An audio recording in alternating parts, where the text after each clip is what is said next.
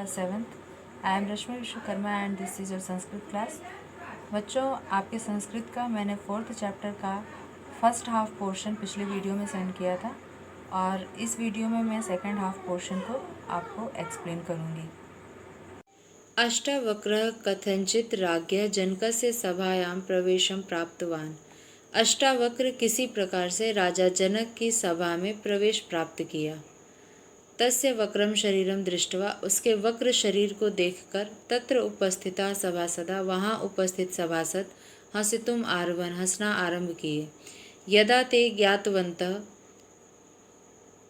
यत एषः बालः अस्माभिः सह शास्त्रार्थं करिष्यन्ति, जब उन्हें ज्ञात हुआ कि यह बालक हमारे साथ शास्त्रार्थ करेगा, तदा ते इतोऽपि उच्चैः अहसन, तब तो वे इससे भी ऊंचा हंसे, मतलब और तेज हंसे।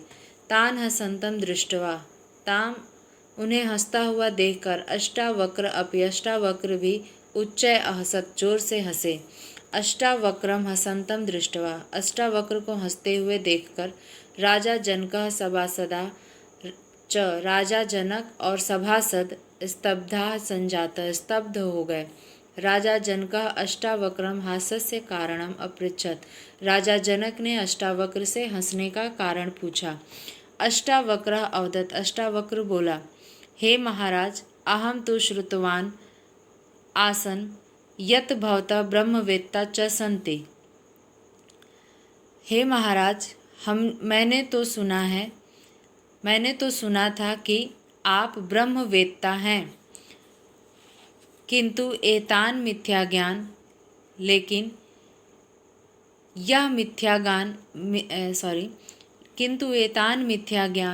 किंतु इस मिथ्या ज्ञान से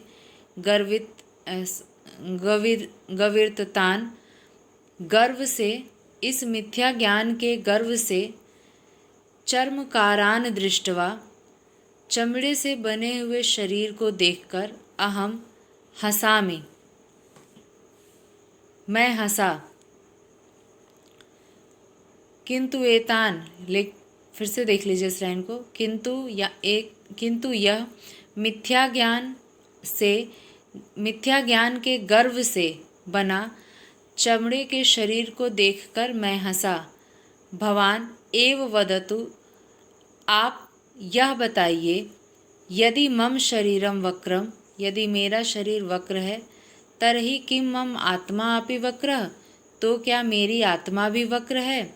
यदि नदी वक्रा किम तस्या जलम अपि वक्रम, यदि नदी वक्र होती है, घुमावदार या टेढ़ी होती है, किम तस्या, तो क्या उसका जलम अपि वक्रम, तो क्या उसका जल भी वक्र होता है। तस्य उत्तरम श्रुत्वा, उनके उत्तर को सुनकर सर्वे लज्जिता अभवन्, सभी लज्जित हो गए। राज्ञा आज्ञा तत्र सह सभासदय सह, राजा की आज्ञा से वह सभासदों के साथ शास्त्रार्थम कृत्वा, शास्त्रार्थ किया, तान अजयत, और विजयी हुआ। राज्ञे जनकाय अपि, राजा जनक को भी आत्मज्ञान दत्वा, आत्मज्ञान देकर पितरम जल समाधे अमोचयत, पिता की जल समाधि को अमोचयत किया।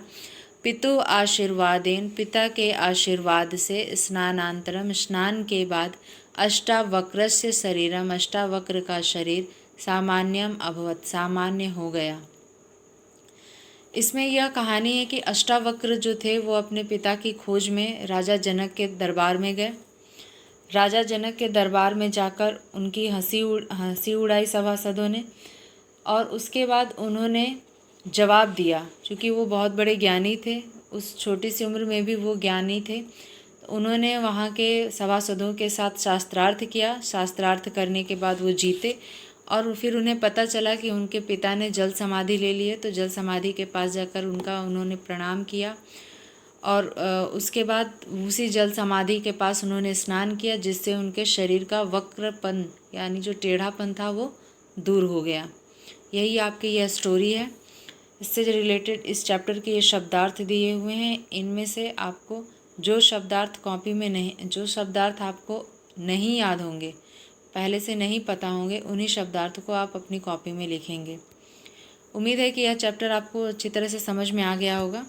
Thank you so much.